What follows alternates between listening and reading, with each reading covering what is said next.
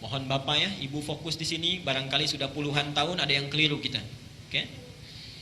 Pertama, hadis riwayat Aisyah dulu. Rasulullah sallallahu alaihi wasallam ketika beliau hendak mandi janabah, itu yang dilakukan adalah menuangkan air dulu, membasuh kedua tangannya. Oke? Jadi dua tangannya dulu dibasuh. Kemudian setelah itu, ini gambaran umumnya, beliau berwudu seperti wudunya untuk salat. Jelas sampai sini? Basuh tangan, berwudu seperti wudu untuk salat.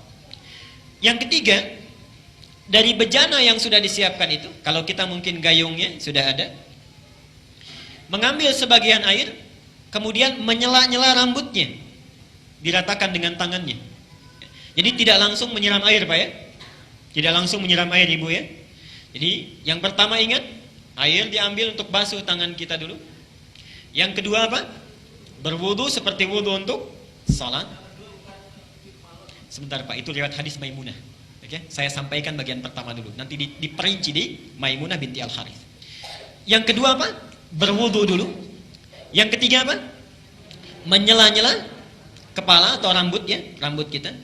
Yang keempat, kemudian mengambil air, membasuh, menyiramkan di kepala keseluruhan. Belum ke sini dulu. Belum ke badan ya. Baik. Saya ulangi pelan-pelan. Satu, mencuci tangan. Kedua, berwudu seperti untuk sholat. Ketiga, menyela-nyela rambut, meratakan keseluruhan. Keempat, menyiram rambut keseluruhan di kepala. Setelah itu, baru disiramkan secara keseluruhan. Jelas sampai sini?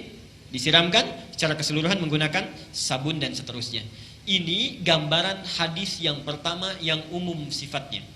Oke? Baik. Coba kita lihat.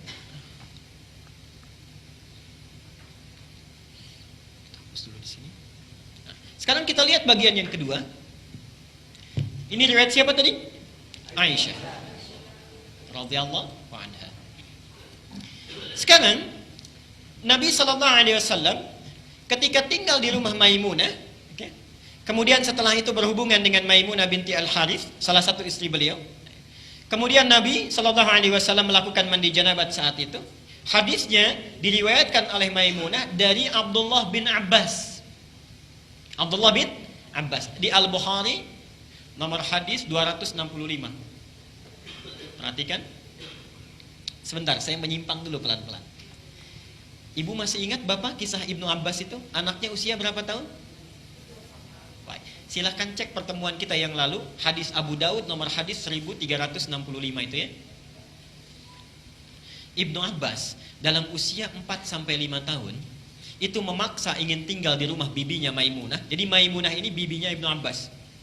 Tinggal di sana, ingin melihat bagaimana sifat bangunnya Nabi dari tidurnya sampai tahajud. Saya pernah terangkan ini ya. Baik. Ibnu Abbas memperhatikan itu berdiri di depan kamar Nabi, diperhatikan bagaimana kira-kira Nabi bangun tidurnya. Sampai kemudian tahajud, diajak beliau untuk menunaikan tahajud. Ternyata tidak berhenti sampai di situ. Kelak kemudian hari, Ibnu Abbas ini karena sungkan bertanya kepada Aisyah kan, kalau Maimunah itu bibinya, bertanya kepada Maimunah bagaimana caranya Nabi SAW bermandi janabah. Disinilah muncul bagian yang kedua yang lebih terperinci. Satu, kata Maimunah, Nabi SAW bila hendak beliau bermandi janabat, perhatikan, satu, mengambil air dengan tangannya, okay. Lalu kemudian mencuci kemaluannya dengan tangan kirinya. Okay. Nah, kalau Bapak tadi sampaikan, kalau ingin cari referensinya, itu bukan riwayat yang Aisyah, tapi riwayat Maimunah binti Al-Harith. Ini bagian yang pertama. Yang kedua, hampir mirip dengan yang tadi, menyela-nyela bagian rambutnya. Okay. Bagi perempuan, ada dua cara. Boleh diikat, dikepang. Karena Maimunah itu juga pernah diikat, dikepang. Langsung bertanya pada Rasulullah, ya Rasulullah, apakah saat mandi perlu aku uraikan rambutku? Kata Rasulullah, tidak perlu. Cukup kamu guyur semuanya itu, dan bila telah merata, sah mandimu. Jelas ya? Baik. Kemudian setelah diratakan, lebih baik kemudian bisa diuraikan. Setelah itu selesai, kemudian diguyur, selesai sampai sini, baru kemudian berwudu seperti wudu layaknya sholat. Tapi kaki belum dibasuh. Kaki belum dibasuh. Saya ulangi, ambil air, basuh kemaluan dengan tangan apa? Kiri. Setelah itu menyela-nyela kepala, Setelah itu ambil air, kan? Basuh, baik siram, berwudu seperti layaknya wudu, akan sholat, tapi kaki kita belum dibasuh. Jadi cuma sampai telinga ya. Baik. Setelah itu siramkan secara keseluruhan. Terakhir setelah selesai baru cuci kaki. Jelas sampai sini? Nah, ini bisa ditemukan di Al-Bukhari nomor hadis 265. Nah, dari sinilah kemudian ulama menggabungkan kedua hadis ini, dibuatlah susunan yang lebih lengkap. Pas ya? Baik, jadi dari yang pertama kalau kita gabungkan dua hadis ini, pertama mengambil air, cuci tangan dulu, riwayat Aisyahnya. Setelah tangan dicuci kemudian mencuci kemaluan. Setelah itu selesai, ada yang terlewat tadi. Kalau di zaman Nabi, setelah mencuci kemaluan, dibasuh dengan air, lalu Nabi menepuk-tepukan ke tanah atau ke tembok. Ya. Itu maksudnya menghilangkan barangkali sebagian kuman-kuman yang masih menempel. Sifat tanah kan bisa menghilangkan, karena dulu belum ada sabun seperti sekarang. Kalau bapak ingin ikut, ibu ingin ikut sunnah Nabi, ikuti dengan cara yang cerdas. Jangan setelah dibasuh, tempel-tempelkan ke tembok begini. Cukup pakai sabun, dicuci dengan sabun. Saya ulangi dari awal. Tangan dibasuh dulu, basuh kemaluan, kemudian cuci dengan sabun. Setelah itu sela-sela kan? Baik ya, sela-sela, basuh kepala keseluruhan, berwudu seperti layaknya untuk sholat sampai kakinya.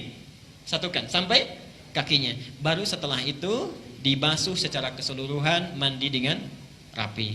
Kalau sudah dilakukan, tidak perlu wudu lagi. Ya, tidak perlu wudu lagi. Ada sahabat bertanya, ya Rasulullah, apakah saya perlu setelah mandi janabat itu berwudu kembali? Kata Nabi, harus seperti mandi apa lagi untuk membersihkan?